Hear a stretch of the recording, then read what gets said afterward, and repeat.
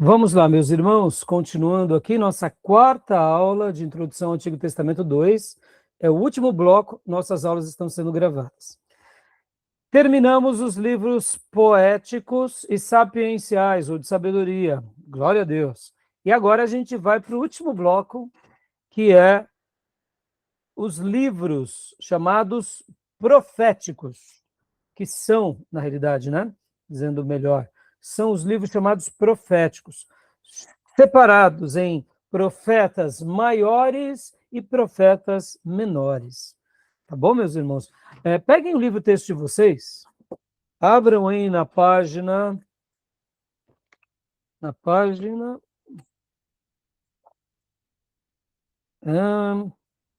367, capítulo 21. Vocês vão ver aqui que o Archer Jr., Gleason Archer Jr., ele faz uma separação um pouco diferente. Abriram? Página 367.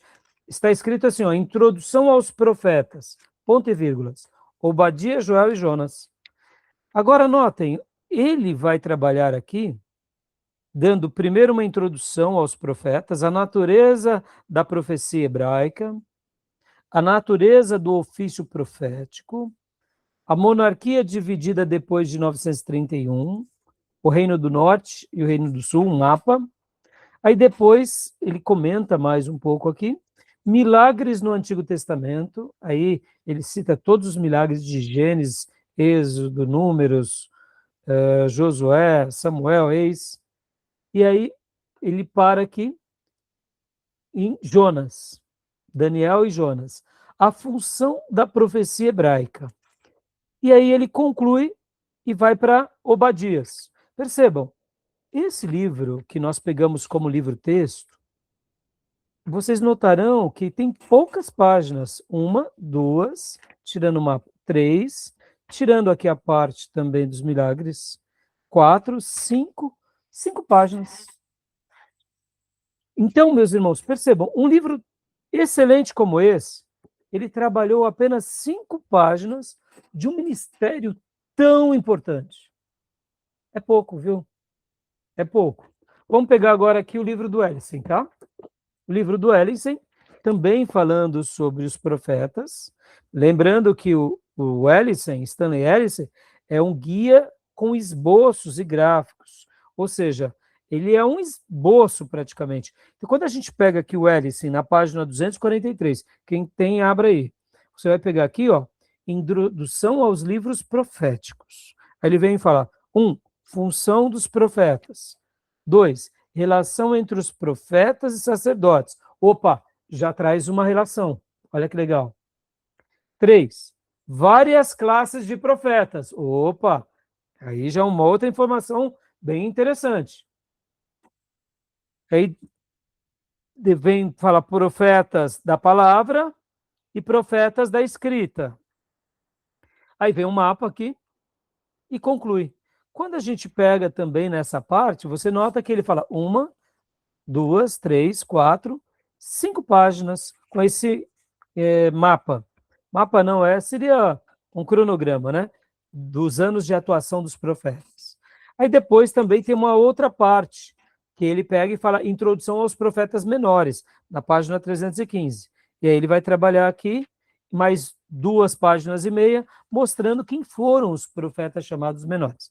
Percebam, também 5 páginas, mas aqui já deu uma abordagem maior. Por que eu estou fazendo essa crítica, irmãos? Percebam, são 2 livros, sendo que um dos livros, que é o Ellison, trata 5 páginas sobre um assunto.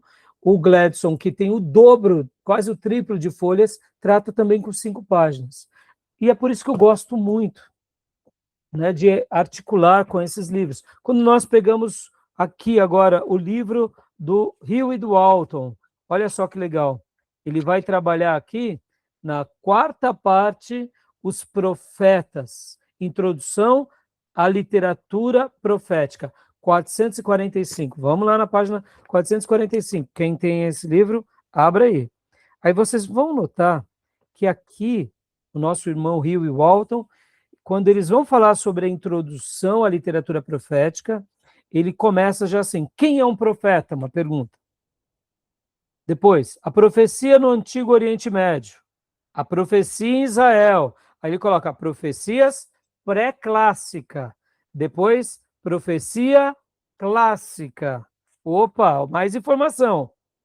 Aí depois ele vem também com outro, vem uma figura, a função dos profetas, e depois ele vem literatura apocalíptica. O que mais? A mensagem do profeta. O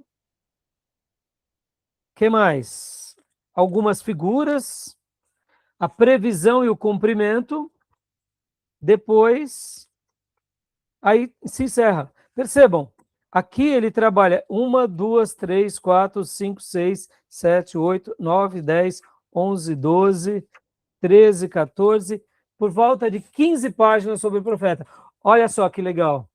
Então, quando nós pegamos esses 3 livros, a gente tem uma síntese bem adequada. Percebam como a gente precisa de uma literatura vasta. Então, agora, no meu resumo, no meu slide, eu vou estar trabalhando aqui tanto no livro do Hill e do Walton, quanto do Stanley Ellison, mostrando aqui para vocês essa introdução aos livros proféticos. E aqui temos uma apresentação que é do Hill e do Walton, mostrando um pouco o gráfico, ó, fases e características da profecia em Israel e no Antigo Oriente Médio. Aqui mostra o período e a fase, pré-monárquico, clássico, pré-clássico e clássico. A função do profeta, como que era visto, público-alvo, olha só que interessante. Porque, olha só, Antigo Oriente Médio, paralelo. Aqui a função era o rei. Depois, no pré-monárquico, era o povo. Pré-clássico era o rei e a corte. No clássico, o povo, principalmente, e rei. E apocalíptico, subgênero clássico, também apresenta a figura do vidente, do revelador, povo de Deus em sofrimento. Percebam que aqui a gente consegue enxergar melhor o profetismo, tá? Natureza da mensagem, contexto da crise, exemplos de profetas, modo de revelação. Então, aqui é um mapa baseado no livro do Hill e do Walton, tá bom? Olha que legal, tá joia? E agora deixa eu mostrar para vocês a cronologia que o Stanley Ellison traz sobre os profetas. Olha que legal, ele vai pegar aqui todos os profetas, mostrando uma linha desde os dias de Elias, que é por volta do ano 870 a 845, até Malaquias. E olha aqui, ó, que tipo de profeta ele era? Era um tipo que usava apenas a palavra. Olha só que interessante. Então, nós teremos os profetas que falam e teremos os profetas que escrevem. Ah, olha que legal. Estão entendendo? São 2 características. Percebam que Elias é palavra. Quem mais? Eliseu é palavra.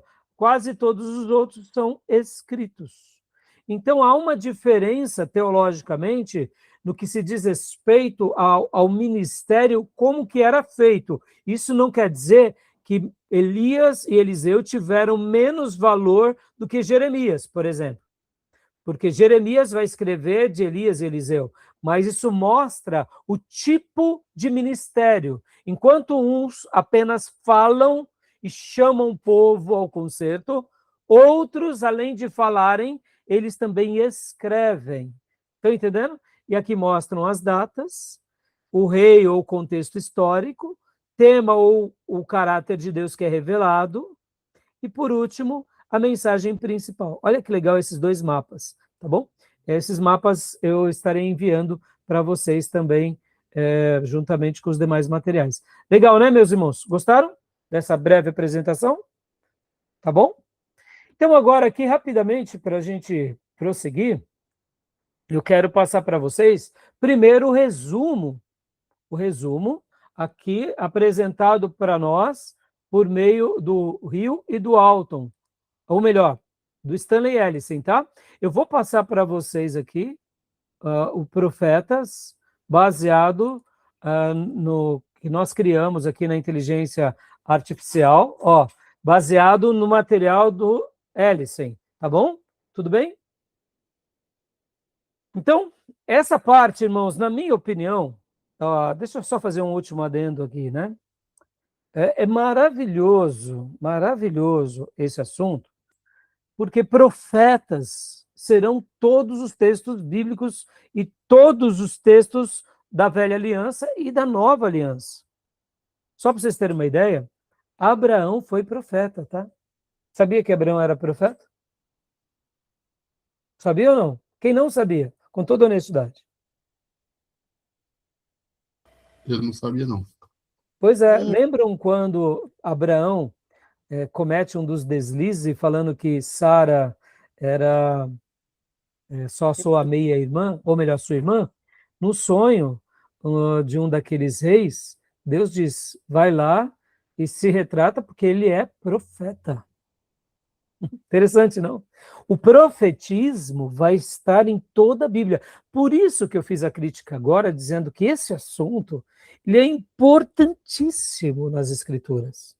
Aliás, as Escrituras é um compêndio profético, sendo revelado por livros de lei, históricos, poéticos, de sabedoria e proféticos.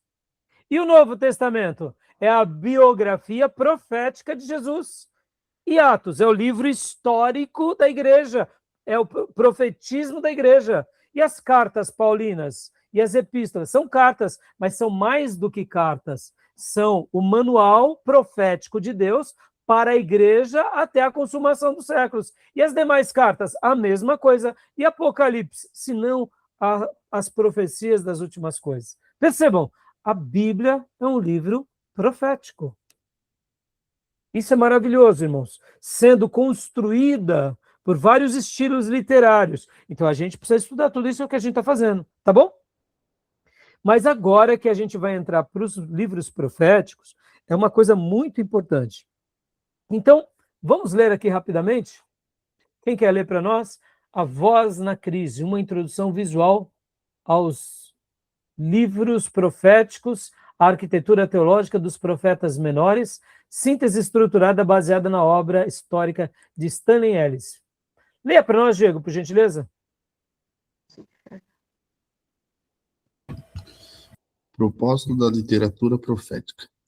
Registro do passado, 17 livros que documentam a história e a formação da nação de Israel. Livros históricos. A bússola para o futuro, 17 livros proféticos que espelham e complementam a história focado na exortação. Livros proféticos. Livros proféticos. Olha só que interessante agora, por que 17?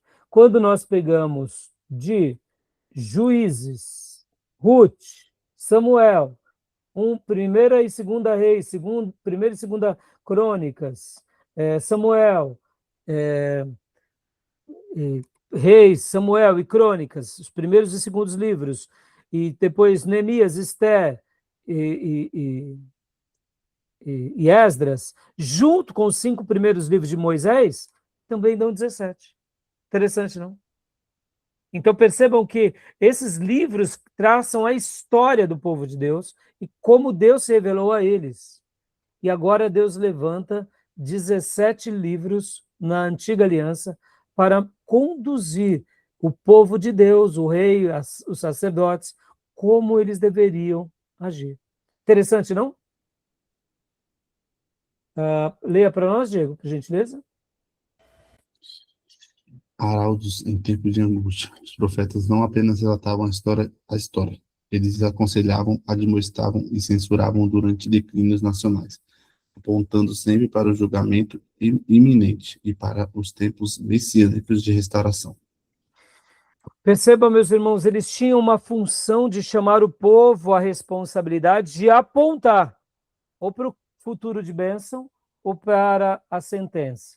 Por quê? Porque eles tinham já os livros aonde eles se baseavam. Mas é claro que aqui também eles estavam sendo guiados pelo Espírito Santo. No Velho Testamento, todo o povo de Deus fiel conservou todos esses livros em pé de igualdade, tá, meus irmãos? podem ver que no Novo Testamento, Jesus e os apóstolos conservavam todos esses livros como livros importantes. Os 5 livros de Moisés, os livros históricos, os livros poéticos, os escritos assim chamados, eles não tinham pesos e medidas. Quem cria pesos e medidas é o rabinato, tá, meus irmãos? Para os judeus dos dias de Jesus, a escola dos fariseus e dos saduceus, eles destacavam principalmente a Torá e eles desprezavam os livros chamados proféticos. E na história da igreja, a mesma coisa. Os judeus fizeram isso o tempo todo, tá? Eles destacam, até hoje, se você chegar para um judeu e perguntar o que é o Velho Testamento, a grande maioria vai falar o seguinte, que o Velho Testamento resume-se na Torá, que é os 5 livros de Moisés e toda a tradição do rabinato. E muitos judeus hoje não conhecem, por exemplo, nada do profeta Isaías. Curioso, não? E aí eu te pergunto, por que eles não conhecem? Porque no dia que eles estudarem os profetas no mesmo pé de igualdade, eles vão fazer o que a igreja primitiva fez, vão conhecer o Messias. Porque esses livros proféticos apontam não só o caminho do presente, mas as profecias sobre o Messias. E podem ver que o texto de Isaías, ele é um dos textos chamados de textos messiânicos, ou profeta messiânico. Jeremias profetiza muito sobre Deus Pai. Isaías profetiza muito sobre o Deus Filho. Ezequiel sobre o Espírito Santo. Interessante, não? Curioso, não? E por que os judeus não estudam esses livros com afinco? Porque a tradição do rabinato, hoje, valorizam a Torá e todas as leis que são criadas a partir de então. Na hora que eles começarem a estudar os livros proféticos, eles verão que Jesus está sendo citado demasiadamente. Ele está aqui também, Jesus, mas aqui nesses livros muito mais. Por isso que eu disse, no dia que um judeu começa a estudar o Velho Testamento, do começo, meio e fim, ele se torna o que tornou-se a igreja primitiva, um cristão. Eles aceitam a Jesus e se convertem, tá bom? Tudo bem até aí? Tranquilo? Alguma pergunta, alguma dúvida? Não? Então, a identidade da sentinela. Como era chamado o profeta? Sentinela. Mas não só sentinela. Ele era chamado Nabi, ou profeta, o porta-voz principal, o emissário que fala por Deus. Ele era chamado também de sentinela, ou Tsefá, o guarda posicionando na torre para alerta sobre o perigo iminente. Pode ver que Ezequiel vai falar muito sobre o sentinela. O Roer, ou Corser, que é o vidente, aquele que possui a habilidade de enxergar além do óbvio e penetrar no futuro, como é o caso de Daniel. E o Har, que é o pastor, aquele que guia, disciplina e protege o rebanho, mas fala com eles quando precisa, com uma voz autoritativa. O contexto operacional, os profetas exerciam um serviço de emergência, convocado por Deus, contrastando fortemente com o serviço regular e contínuo dos sacerdotes e reis. Percebam, irmãos, uma coisa aqui, ó. O trabalho de um profeta é mais emergencial. O trabalho de um sacerdote é um trabalho regular. O sacerdote todo sábado estava ali, ou na sinagoga, ou no templo, fazendo sacrifícios, lendo a lei. Percebam, é um trabalho mais regular. E o profeta é aquele que aparece de forma emergencial, é aquele que aponta um perigo, ou que realmente traz o povo a uma clareza que não estava enxergando. Curioso isso, não? Então, podem ver que o profeta é essa pessoa que alerta. Vem cá, meus irmãos, a igreja de Jesus hoje, ela está passando ou não por um momento de sono? O que vocês acham? Sim. E o que vocês notam sobre esse sono? Que tipo de sono seria esse? Seria espiritual, né, pastor? Perceba, filha, quando a gente começa a ensinar a Bíblia para valer, tem dois tipos de pessoa. Tem aqueles que se apaixonam e querem militar a causa de Deus, como está nas Escrituras, e tem aquele que diz: para, pastor, de ensinar, tá bom só assim, deixa eu ir para a igreja, só de eu não estar no mundão, estar indo na igreja uma vez por semana, uma vez por mês, tá bom. Perceba, as pessoas elas estão numa certa sonolência. Por que eu falo isso? Porque no Brasil o número estatisticamente de cristão está crescendo, mas o sal não está salgando e a luz não está brilhando. Interessante, não? Vocês estão vendo aí, agora no CPMI do INSS, igrejas envolvidas? Com escândalos horrorosos de desvios? Isso é o que, meus irmãos? Isso é um momento para a gente pensar. Ora, se Deus levantou alguns irmãos na política, por que se enveredaram para caminhos de erro? Perceba, as pessoas não estão preocupadas em viver um verdadeiro evangelho. Elas estão preocupadas em prosperar, em continuar conquistando as coisas, para o seu bel prazer. Como se a nova Canaã fosse aqui. A igreja de Jesus está adormecida. Entendeu? Pense sobre isso. Tá bom, meus irmãos? E o profeta, ele faz esse trabalho emergencial, ele chama a consciência as pessoas. Agora, vem cá. Os profetas eram bem aceitos pelo seu povo? A mesma coisa Não, acontece hoje. Jeremias foi aceito nos seus dias? Ezequiel foi aceito nos seus dias? Daniel foi aceito? Entendeu? Então, pensem sobre isso, tá bom, meus irmãos? Anatomia de um profeta. Leia para nós, Tomé, por gentileza. A palavra direcionada. Porta-voz especial, representantes e embaixadores divinos, pregadores de justiça, que operavam frequentemente isolados em épocas de grave decadência moral. Ou seja, ele é um porta-voz especial. Em que épocas? Em épocas de decadência. Por isso que nós precisamos, irmãos, valorizar, de fato, pregadores que pregam a verdade pela verdade, tá bom? Segundo ponto, por favor, Tomé. Vidente. Autenticados por Deus através da habilidade infalível de revelar o programa futuro para Israel e as nações. Deuteronômio 18, de 21 e 22. Professor da lei. Assumia um papel de ensino da justiça e da lei, sempre que o sacerdócio regular se corrompia ou degenerava. Leia-se aqui, meus irmãos, sacerdote, o pastor, tá? Que quem fazia o papel, mesmo que nós já vimos aqui no slide anterior, que o profeta, ele também é um pastor, mas na realidade, de forma regular, quem cuidava desse rebanho eram os sacerdotes e os levitas. Então, quando havia uma certa corrupção, Deus levantava, tá bom? E podem ver que isso a gente vai ver lá atrás, com Samuel e Eli. O sumo sacerdote Eli tinha se corrompido e os seus filhos de linhagem sacerdotal tinham se corrompido, mas Deus levanta quem? Samuel, para trazê-los de volta.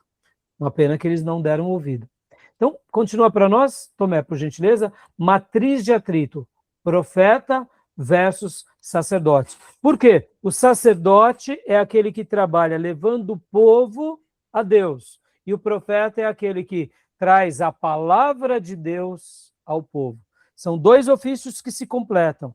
E nós sabemos que muitos sacerdotes, como é o caso de Ezequiel, como é o caso de Jeremias, também foram separados como profetas. Mas profetas poderia ser qualquer um. Daniel, por exemplo, era da tribo de Judá. Deus levantou ele como profeta. Vários outros servos de Deus eram de várias outras tribos e Deus levanta eles como profeta. Poderia ser de qualquer tribo. Sacerdotes já seriam os descendentes de Arão, das tribos dos coatitas, e os levitas, todos aqueles que eram da família e dos descendentes de Levi, sejam eles gersonitas, coatitas ou meroritas, tá bom? Então, leia para nós, Tomé, por gentileza, os profetas, o chamado. O chamado. Profetas individual e de emergência. Sacerdotes. Designação por descendência, linhagem de Arão. Direção do cargo. Profetas representa Deus perante o povo nas ruas e nas cidades. Sacerdotes representam o povo perante Deus no santuário. Foco da obra. Profetas, justiça espiritual e pureza de coração. Sacerdotes, manutenção do sistema religioso da aliança. Estilo de ensino. Profetas, os reformadores desafiavam o arbítrio e a vontade humana. Sacerdotes, os informadores instruíam a mente com a tradição. Percebam que o ofício de um sacerdote, de um levita, de um mestre, é mais regular. Não é verdade? Ou como nós chamamos, é mais com ordem, é periódico, é no templo, é no tabernáculo, é na sinagoga, é na igreja. Então, um sacerdote, um pastor é mais ordinário, tá bom? E um profeta é mais algo esporádico, é algo mais emergencial. Ele atua no momento em que precisa. Não que ele não possa atuar em outros instantes, tá bom? Por gentileza, Tomé. A evolução da palavra para a escrita. Dando só uma explicação. O profeta que proferia em palavras e os profetas que escreviam. Percebam? São duas categorias, tá bom? Pode ler, por favor? Os protótipos. A tradição oral fundacional, Abraão, Moisés, e as profetisas Miriam, Débora e Hulda. Ou Hilda, como diz algumas versões, né? Profetas da palavra. A ordem profética na monarquia. Samuel, Elias, Eliseu, Natã. Atuação focada em ações e confrontos orais imediatos. Percebam que aqui nós temos uma característica já mais definida. Natã, por exemplo, próprio Samuel. Samuel profetizou possivelmente muito mais coisas do que está na Bíblia. O que se perpetuou foi o que Deus quis que ele escrevesse. Mas, e agora, profecias, Profetas da escrita. Autores literários que surgiram como a incômoda consciência da nação.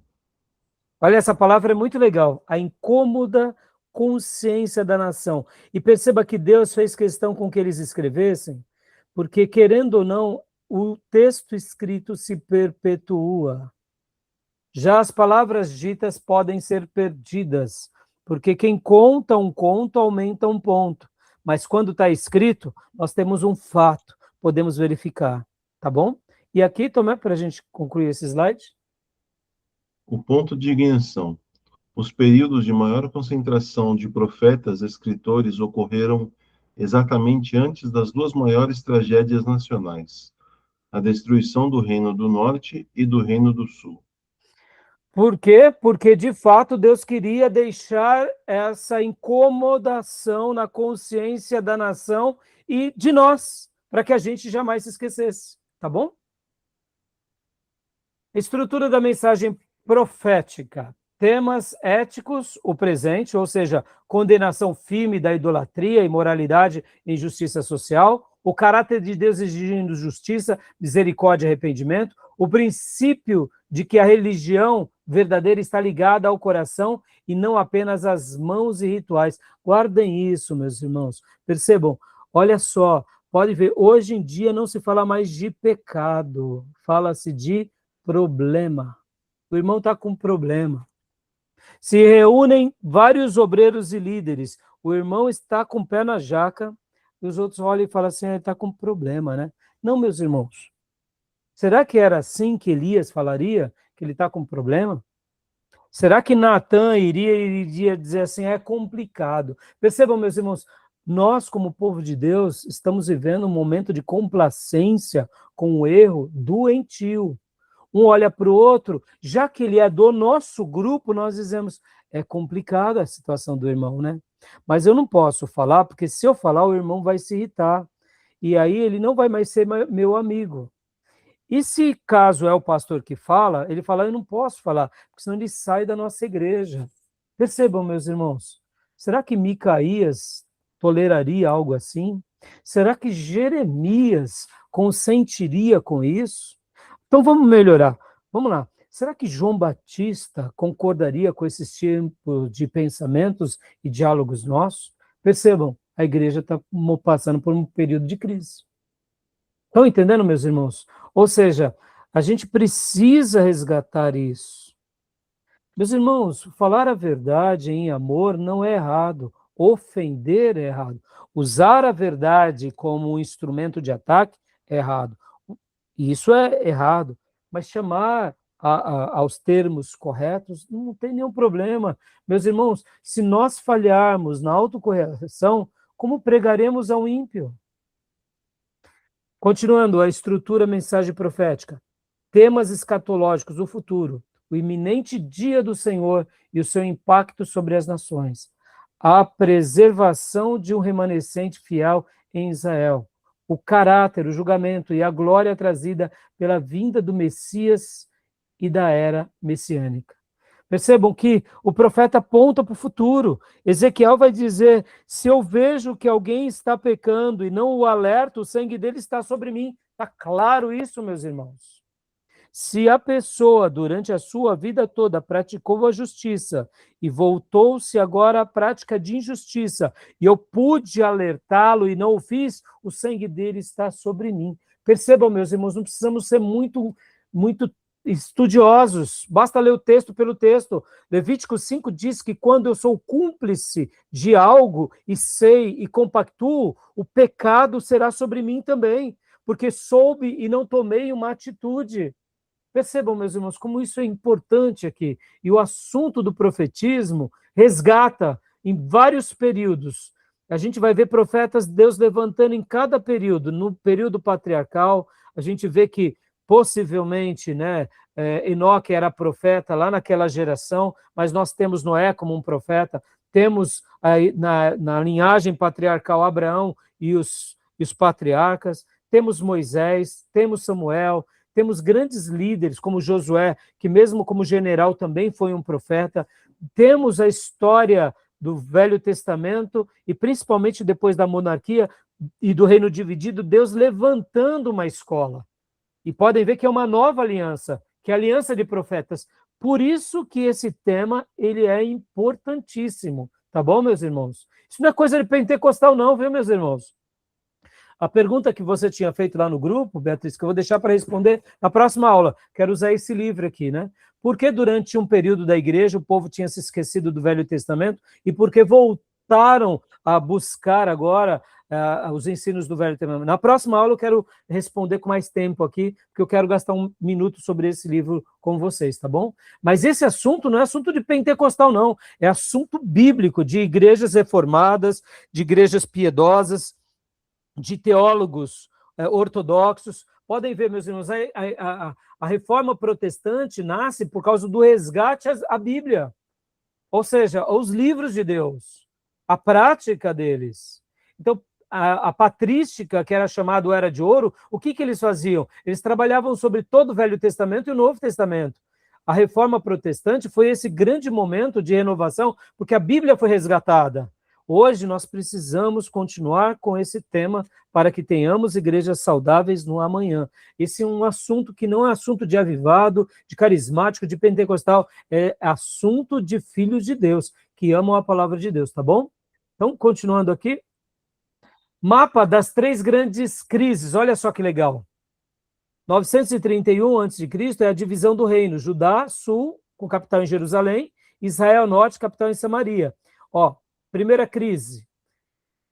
Crise 1, 722 a.C., a queda do norte. Pode ver que os assírios destroem Samaria e exilam Israel. Judá é temporariamente poupada. Mas antes de cair Samaria, Deus levantou quem na tribo do norte? A escola dos profetas, com Elias e Eliseu e vários núcleos de profetas espalhados em todas as tribos, chegando inclusive na tribo do sul. A segunda crise, em 586 a.C., é o colapso do sul. Os babilônicos destroem Jerusalém e o templo. exilando os judeus para a Babilônia. Ou seja, Deus levanta profetas na tribo do sul, já advertindo, abram os olhos, como foi o caso de Isaías, que era profeta na tribo do sul, profeta da corte, como é o caso de Jeremias e outros profetas.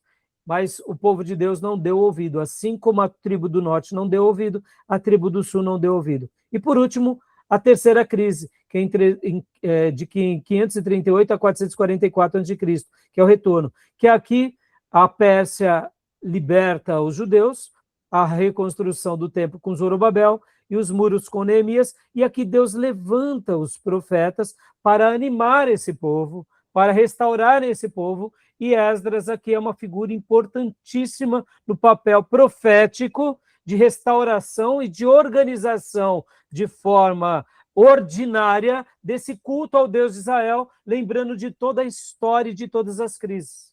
E assim fechamos, né, esse período. Perceba, os profetas são levantados em dias de crises e felizes são aqueles que dão os ouvidos, tá bom? Então, continuando aqui, a gente já está chegando no final. O Gênesis dos profetas menores. Peguemos aqui, por exemplo, o exemplo de Isaías, meus irmãos. Olha só, o livro de Isaías é enorme, nós sabemos disso. E o livro dos profetas menores, olha que interessante, era um rolo só, que era composto e unido, porque vocês sabem, Isaías tem 66 capítulos. Quando nós pegamos todos os profetas menores e colocamos num rolo só, não dá o tamanho de Isaías.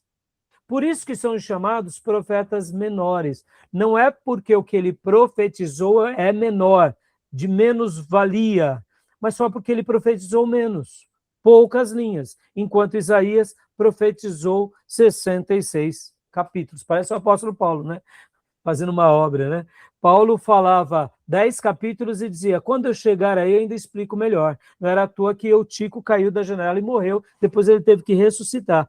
A mensagem de Paulo tinha hora para começar, mas não tinha hora para acabar. Né? Os profetas maiores são que nem Paulo, e os profetas menores já são que nem Estevão, outros pregadores mais que têm uma mensagem menor. Né? Questão de volume, não de valor.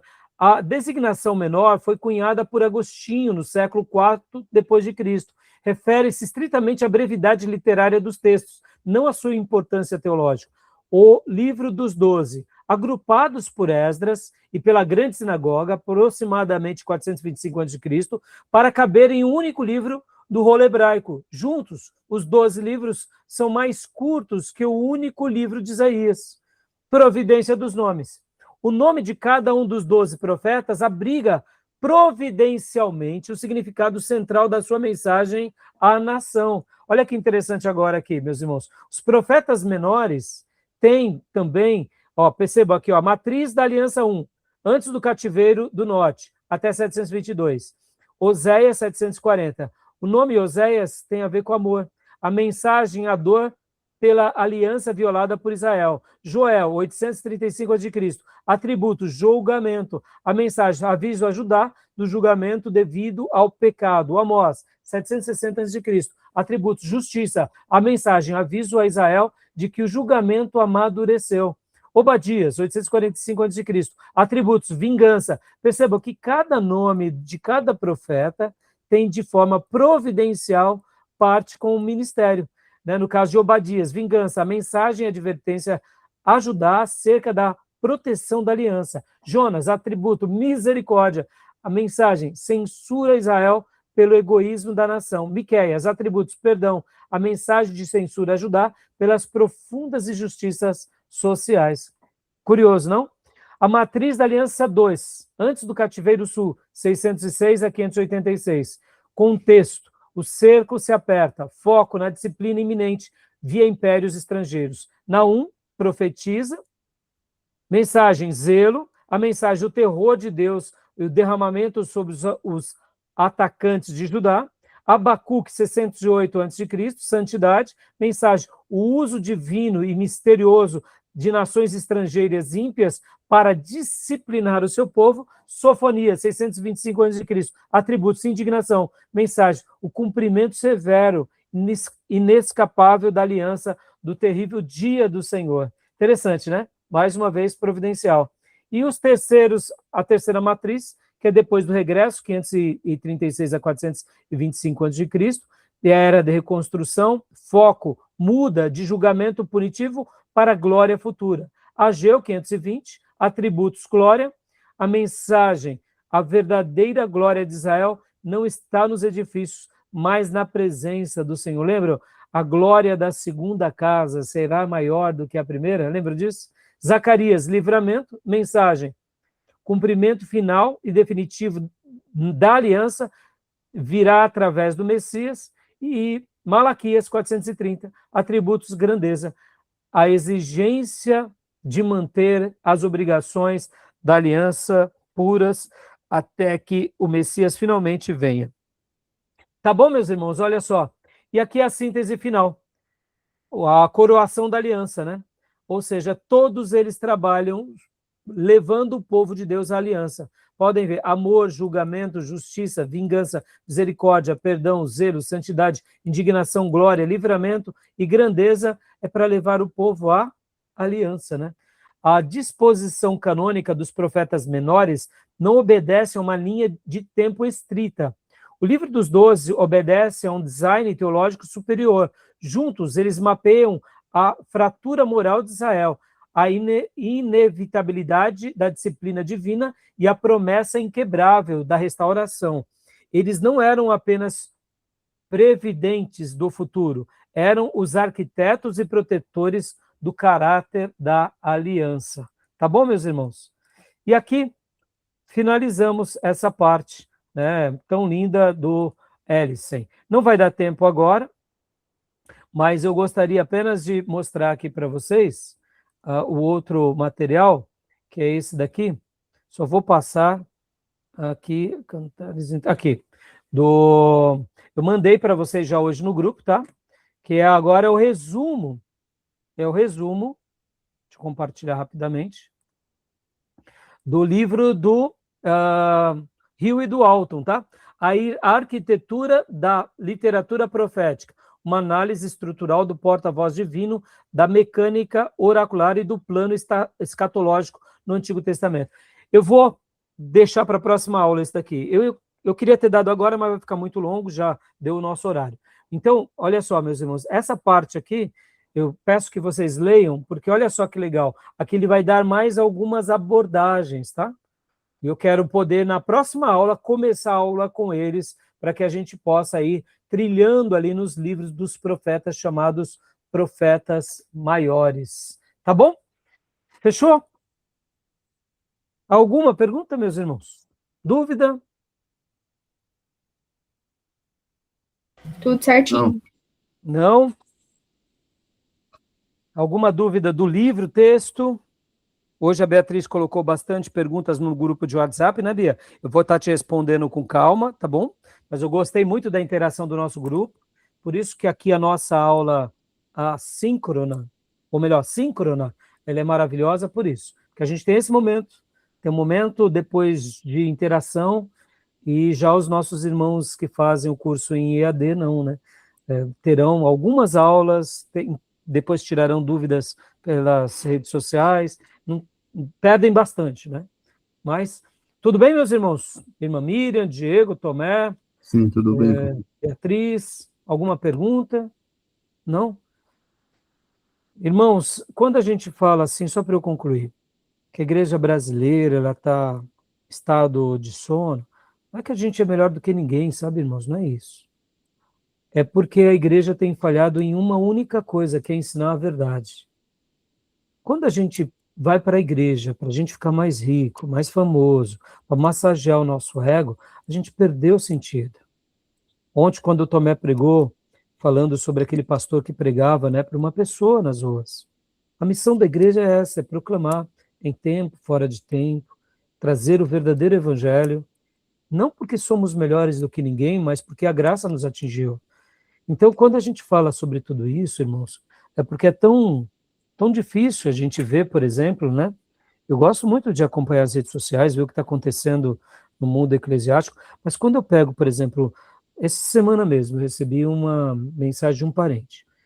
Ela mandava um vídeo, né, falando sobre os sinais dos tempos. O pastor ficou uns 10 minutos falando, mas era só profecia de coisas óbvias, meus irmãos. Sabe? Basta a gente ver o jornal. Mas não, ele em nome de uma pseudo-espiritualidade, falando que o fim está acabando, ou seja, chamando o povo ao medo, pelo qual ele não está dando respostas. E ali, né, a minha esposa, com muito carinho, pegou esse parente nosso, falou, olha, para de ouvir isso, segue gente boa, porque agora, irmãos, começou esse fenômeno, né, da guerra de Israel contra o Irã, juntamente com os Estados Unidos. A gente está vendo, sim. Mas já que o mundo volte à paz, acaba tudo isso, os profetas desaparecem. Percebam, é um povo que vive em função do que o outro diz, não do que a palavra diz, não é?